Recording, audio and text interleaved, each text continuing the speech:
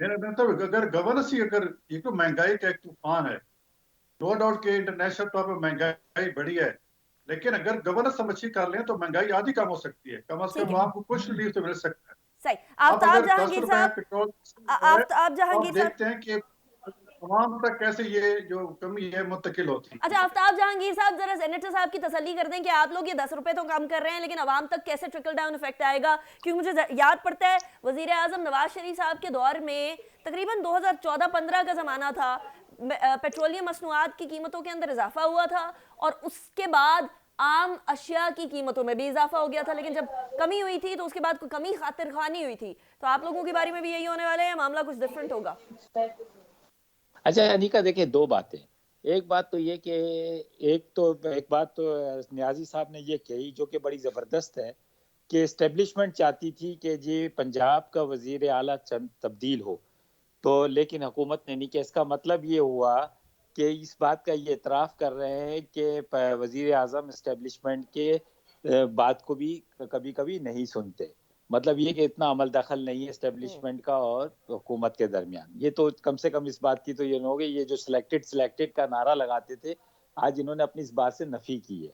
अच्छा, दूसरी बात ये कि देखें, ये आवाम का काम है कि ये मेरा काम है कि मैं जब 10 रुपए का रिलीफ दे रहा हूँ, जब 10 रुपए बढ़ते हैं किसी पेट्रोल मसनूआत पे, तो लोग कहते हैं कि उसका ट्रिकल तक जो नीचे तक इसका इफेक्ट जाता है, हर चीज की कीमत बढ़ जाती है। आज आवाम को भी ये कहना चाहिए, जब किसी चीज को लेने के लिए जाए तो कहें कि भाई देखें, जब कीमत बढ़ती है आप बढ़ाते हो, हम मान लेते हैं आपकी बात कि हाँ भाई ट्रांसपोर्टेशन महंगी हो गई है, हर चीज महंगी है और इसलिए आपको भी फर्क पड़ रहा है। लेकिन जब अब कम हुई है तो उसका रिलीफ भी आप आवाम को दें। ठीक है। अगर आवाम खामोशी के साथ हर चीज को बर्दाश्त करेगी तो फिर तो मुश्किल है। अच्छा, देखिए आवाम को कुछ वेरी अपनी क्विकली अपनी आफ्ताब हकूक। जहांगीर साहब, मुझे एक और बात भी बता दीजिएगा। ब्रेक पे जाने से पहले हसन मुर्तजा साहब फरमा रहे थे कि काश्तकारों को असल रिलीफ तो पाकिस्तान पीपल्स पार्टी ने दिया है। अभी आप क्लेम कर रहे थे कि असल रिलीफ हमने दिया है, वो कह रहे हैं असल रिलीफ हमने दिया है, पीएमएलएन कहेगी असल रिलीफ हमने दिया है। किसने दिया असल रिलीफ, ये तो बता दें जरा। अच्छा अनिका, देखिए मैं कहता हूँ, हो सकता है मुर्तजा भाई बिल्कुल सही कह रहे हो सकता है प्राइम मिनिस्टर साहब ने आज बिल्कुल सही बात कही हो सकता है नियाजी साहब सही कह रहे हो। फैसला किसने करना है? फैसला तो किसानों ने करना है ना। हम्म। फैसला करेंगे किसान कि भाई उनको रिलीफ कब मिला, कैसे मिला, कितना मिला।